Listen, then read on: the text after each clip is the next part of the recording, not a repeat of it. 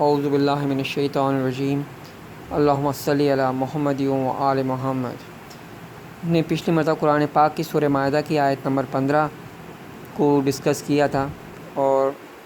یہ کہا تھا کہ اس میں جو نور ہے وہ نبی محمد صلی اللہ علیہ وسلم کا نور ہے،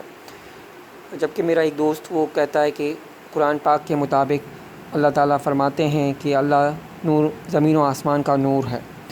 تو اس کے مطابق تو کائنات کی ہر چیز میں اللہ تعالیٰ کا نور موجود ہے، لیکن ان تمام چیزوں میں نور کے درجات ہیں، جیسے جو ہے پتھر میں بھی اللہ کا نور ہے، جانور میں بھی اللہ کا نور ہے، پتے پودوں پہاڑوں میں ہر چیز میں اللہ کا نور ہے، اور انسانوں میں بھی اللہ کا نور ہے، تو ان سب کے الگ الگ درجات ہیں، ٹھیک ہے۔ اور نبی محمد صلی اللہ علیہ وسلم کا تو مقام سب سے اعلیٰ ہے، ان میں جو نور ہے کہ ان پر کلام الہی نازل ہوا، ٹھیک ہے۔ تو وہ نور کا بھی ہونا ضروری ہے اس کائنات میں، اس دنیا میں، کہ جو ہمیں کتاب اللہ میں جو کے ذریعے سیدھے راستے پہ زمان و مکان کے مطابق سیدھے راستے پہ چلا سکیں۔ اللہ حامی و ناصر۔